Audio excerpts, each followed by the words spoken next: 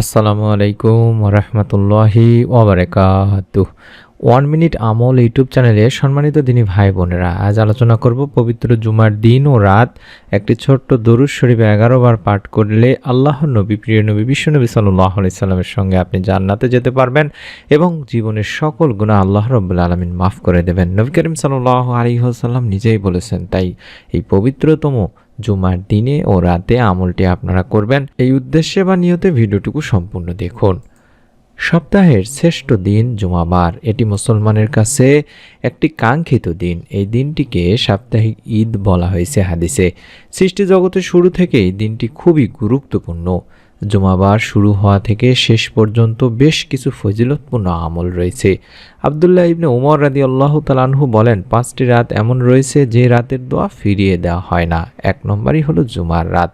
এছাড়াও ইবনে আব্বাস রাদিয়াল্লাহু তাআলা আনহু থেকে একটি দীর্ঘ হাদিসে পাওয়া যায়, যেখানে আল্লাহ রাসূল সাল্লাল্লাহু আলাইহি ওয়াসাল্লাম বলেছেন, হে আলী, শুক্রবার রাতের শেষ তৃতীয়াংশে সাহস করে উঠে পড়ো, কারণ এটি একটি গুরুত্বপূর্ণ সময় এবং এতে দোয়া কবুল হয়। এছাড়াও হযরত আনাস রাদিয়াল্লাহু তাআলা আনহু থেকে বর্ণিত আছে, আল্লাহ রাসূল সাল্লাল্লাহু আলাইহি সাল্লাম বলেছেন, জুমার দিনে ও রাতে আমার উপর দরুদ পাঠ করো। যে ব্যক্তি আমার উপর একবার দরুদ পাঠ করে, আল্লাহ তার উপর 10 বার রহমত বর্ষণ করবেন। এটি বাইহাকিতে বলা হয়েছে। তাছাড়াও আনাস ইবনে মালিক রাদিয়াল্লাহু তাআলা আনহু থেকে আরও বর্ণিত হয়েছে, তিনি বলেন, আল্লাহ রাসূল সাল্লাল্লাহু আলাইহি সাল্লাম বলেছেন, যে ব্যক্তি জুমার দিন ও রাতে আমার উপর দরুদ পাঠ করবে, আল্লাহ তার 100টি প্রয়োজন পূরণ করবেন, এর মধ্যে 70টি আখিরাতে এবং 30টি পৃথিবীতে। সুবহানাল্লাহ, সুবহানাল্লাহ। তাই আমরা বেশি বেশি দরুদ পাঠপূর্বক একটি ছোট্ট দোয়ার আমল করব। আমরা জানি যে হযরত ফাজালা ইবনে উবাইদ রাদিয়াল্লাহু তাআলা আনহু থেকে বর্ণনা করা একটি হাদিস, যেখানে আল্লাহ রাসূল সাল্লাল্লাহু আলাইহি ওয়াসাল্লাম এক লোককে নামাজে দোয়া করতে শুনলেন, কিন্তু সে তাতে আল্লাহর প্রশংসা করেননি এবং রাসূল সাল্লাল্লাহু আলাইহি সাল্লামের উপর দরুদও পড়েননি। তা দেখে রাসূলুল্লাহ সাল্লাল্লাহু আলাইহি সাল্লাম বললেন, লোকটি তাড়াহুড়া করল। এরপর রাসূলুল্লাহ সাল্লাল্লাহু আলাইহি সাল্লাম তাকে ডাকলেন এবং উপস্থিত আরও সকলেই যারা ছিল সকলকে ডেকে বললেন যে, যখন তোমাদের কেউ নামাজ পড়বে বা নামাজে দোয়া করবে, তখন সে যেন প্রথমে তার মহান প্রভুর প্রশংসা ও গুণগান করে, অতঃপর নবী করিম সাল্লাল্লাহু আলাইহি সাল্লামের উপর দরুদ পেশ করে, তারপর যা ইচ্ছা দোয়া করে। আবু দাউদ, তিরমিজি শরীফের একটি হাদিস। তাছাড়া আমরা জানি যে দরুদবিহীন দোয়া আল্লাহ তাআলার কাছে পৌঁছায় না। তাই দোয়ার সময় অবশ্যই আল্লাহর প্রশংসার পাশাপাশি রাসূলুল্লাহ সাল্লাল্লাহু আলাইহি সাল্লামের প্রতি দরুদ পড়তে হবে। হাদিসে পাকে এমনটি বলা হয়েছে যে, হযরত আনাস রাদিয়াল্লাহু তাআলা আনহু থেকে বর্ণনা করা, আল্লাহ রাসূল সাল্লাল্লাহু আলাইহি সাল্লাম বলেছেন, যতক্ষণ রাসূলুল্লাহ সাল্লাল্লাহু আলাইহি ওয়াসাল্লামের উপর দরুদ পড়া হবে না, ততক্ষণ তা বাধাগ্রস্ত অবস্থায় থাকবে এবং এ দোয়া আল্লাহ তাআলার কাছে পৌঁছবে না এবং এ দোয়া কবুলও করা হবে না। সুতরাং মুমিন মুসলমানের উচিত দোয়ার শুরুতে আল্লাহর প্রশংসা হিসাবে সূরা ফাতিহা পড়া এবং বিশ্বনবী সাল্লাল্লাহু আলাইহি ওয়াসাল্লামের প্রতি দরুদ পড়া। তাই আমরা পবিত্র জুমার দিনে বা রাতে যখনই আমলটি করব, তখনই আগে অন্তত 11 বার আল্লাহুম্মা সাল্লি আলা মুহাম্মাদিন ওয়া আলা আলি মুহাম্মাদ, আল্লাহুম্মা সাল্লি আলা মুহাম্মাদিন ওয়া আলা আলি মুহাম্মাদ, আল্লাহুম্মা সাল্লি আলা মুহাম্মাদিন ওয়া আলা আলি মুহাম্মাদ, এভাবে 11 বার দরুদটি পড়ে নিব। তারপর গুনাহ মাফের জন্য কোরআনে বর্ণিত একটি দোয়া রয়েছে, এই দোয়াটি আমরা কম করে হলো 3 বার পাঠ করব দিনী ভাই বোনেরা। রব্বি ইন্নী যালামতু নাফসি ফাগফিরলি, রব্বি ইন্নী যালামতু নাফসি ফাগফিরলি, রব্বি ইন্নী যালামতু নাফসি ফাগফিরলি, এভাবে 3 বার পড়ব। হে আমার রব, নিশ্চয়ই আমি আমার নফসের প্রতি জুলুম করেছি, সুতরাং আপনি আমাকে ক্ষমা করে দিন। সূরা আল কাসাসে রয়েছে।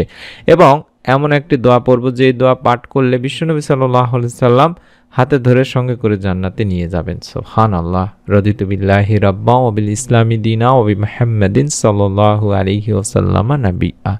রাদিতু বিল্লাহি রাব্বা ওয়া বিল ইসলামি দীনা ওয়া বিমুহাম্মাদিন সাল্লাল্লাহু আলাইহি ওয়াসাল্লাম নাবিয়্যা। রাদিতু বিল্লাহি রাব্বা ওয়া বিল ইসলামি দীনা ওয়া বিমুহাম্মাদিন সাল্লাল্লাহু আলাইহি ওয়াসাল্লাম নাবিয়্যা। জুমার দিনে কিংবা রাতে, বিশেষ করে সকাল সন্ধ্যায় এই দোয়াটি বেশি বেশি পড়তে বলা হয়, বিশেষ করে ফজরের নামাজের পরে।